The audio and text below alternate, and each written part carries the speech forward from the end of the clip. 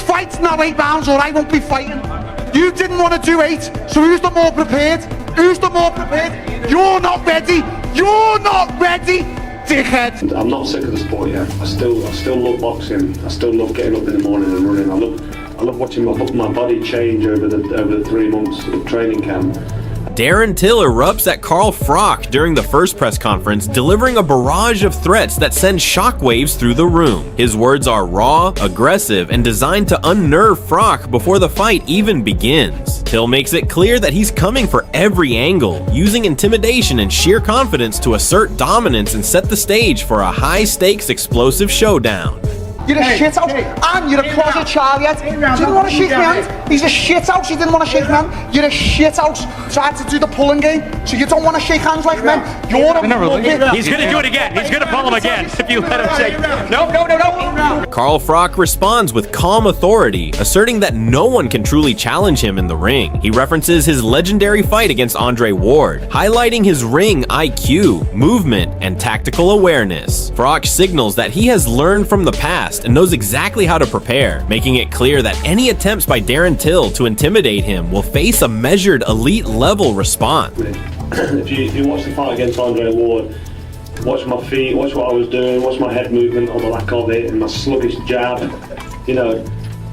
then it's just... Darren Till doubles down on his aggressive stance, making it clear, highlighting his size, peak performance, and dedication to fitness. The anecdote with Eddie Hearn emphasizes Froch's reputation as a fighter you'd want in your corner, both in and out of the ring. This commentary paints Froch not just as a skilled boxer, but as a formidable, respected figure whose presence alone commands respect and signals danger to opponents like Darren Till.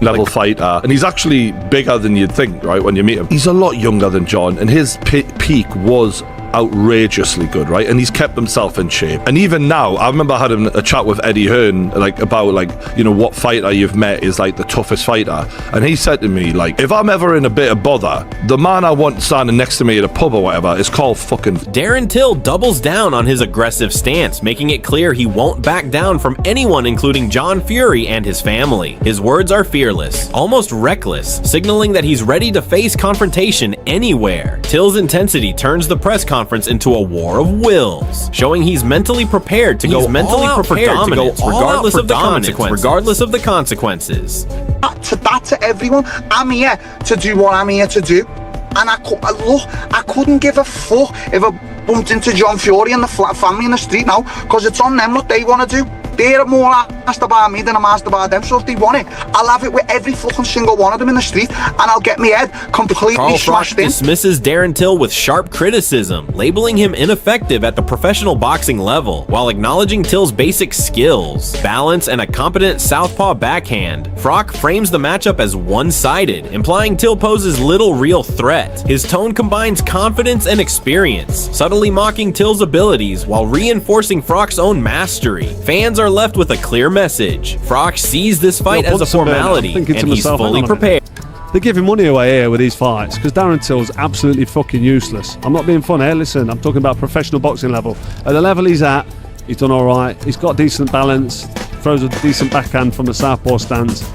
But let's be honest, Tony Bellew points out the clear skill gap between Carl Froch and Darren Till, labeling a traditional boxing match as heavily one-sided. While Till thrives on aggression and threats, Froch's experience and technique would dominate inside the ring. Bellew adds color with a darkly humorous scenario outside the ring, reinforcing Froch's superiority and Till's uphill battle if this match were ever to materialize. The main men of the zone saying, look, there is an appetite there.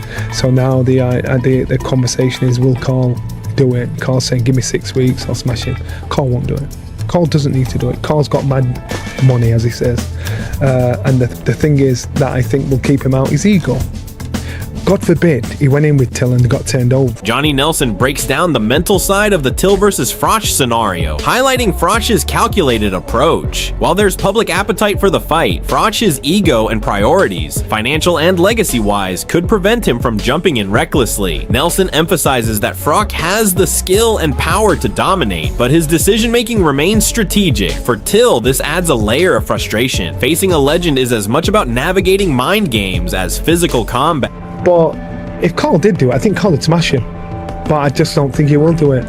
because he's got that memory, he's got that something about him, that he's at an age where he's still physically fit enough and strong enough if he commits himself to the preparation for it. Tony Bellew points out the clear skill gap between Carl Froch and Darren Till, labeling a traditional boxing match as heavily one-sided. While Till thrives on aggression and threats, Froch's experience and technique would dominate inside the ring. Bellew adds color with a darkly humorous scenario outside the ring, reinforcing Froch's superiority and Till's uphill battle if this match were ever to materialize. It's a fair playing field in a boxing ring, if I'm being totally honest. I mean, Carl's a former world champion. He is a unified champion. Froch is a force to be reckoned with. So if it's in a boxing ring, I don't think that's very fair on Darren.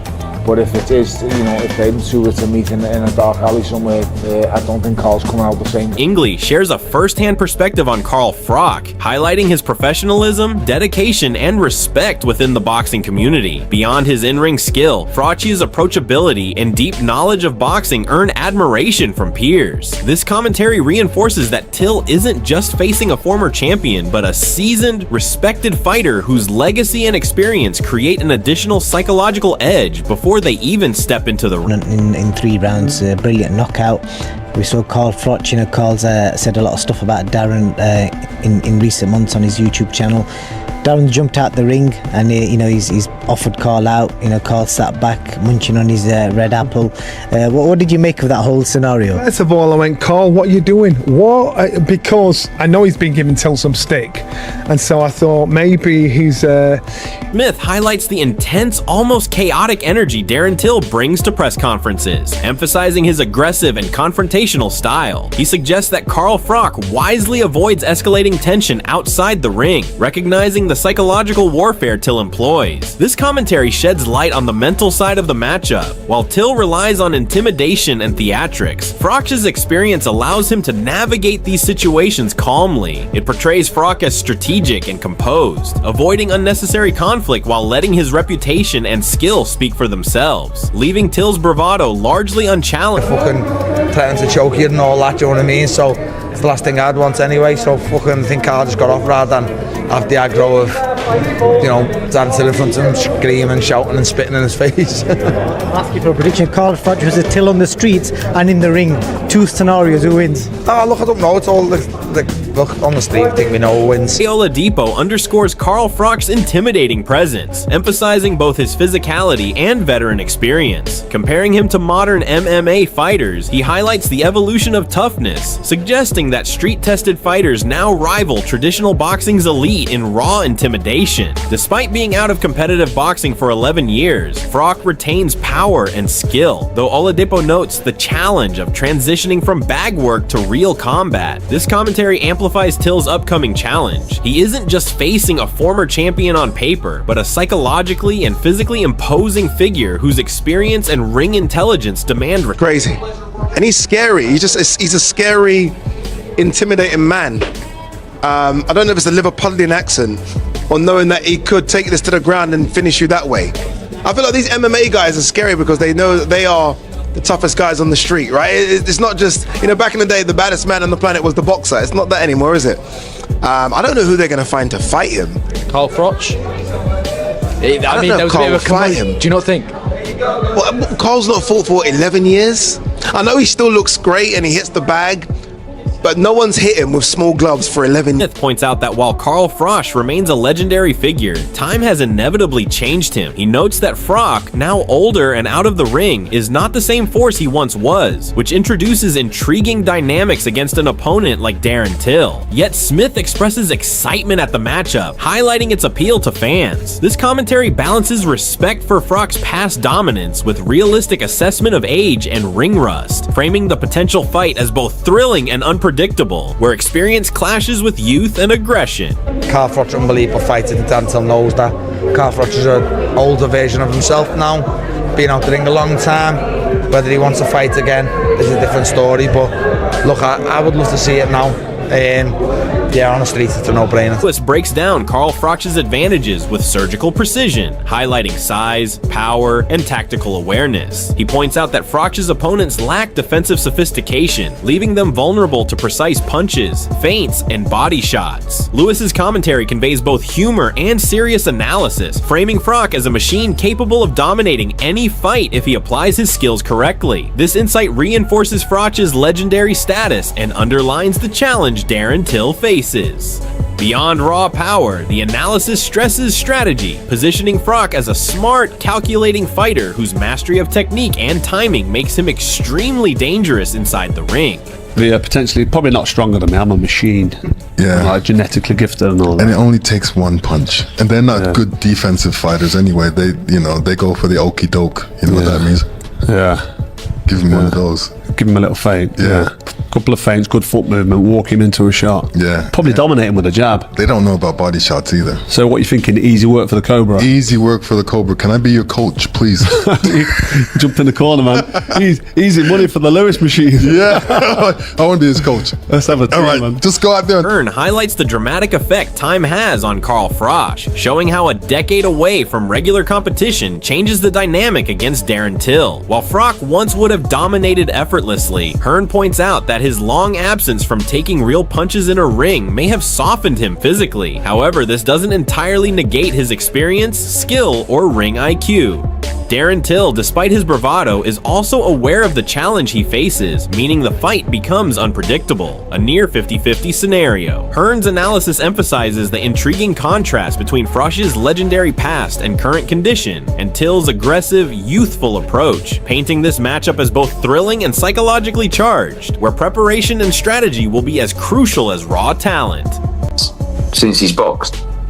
So, 10 years ago, he would have smashed Darren Till all over the shop, right? And I think Darren actually, like, for all Darren's madness, he's not an idiot. I think he knows that.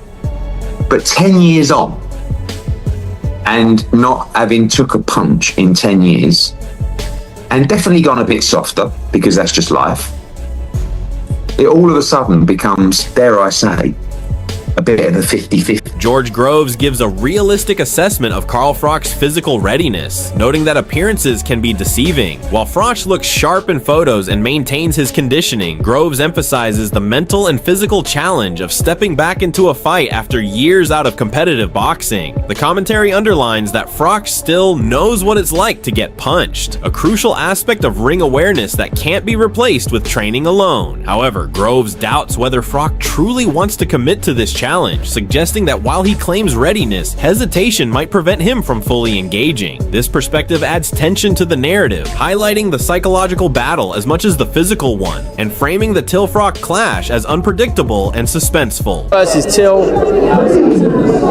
don't know, man, he's 48 years old now, Froch, he looks good when he takes a picture, with a moody lighting after a few abs and that, but Darren Till, he's still fighting, isn't he? He still knows what it's like to get punched in the teeth. It's been a while since Froch's been punched in the teeth.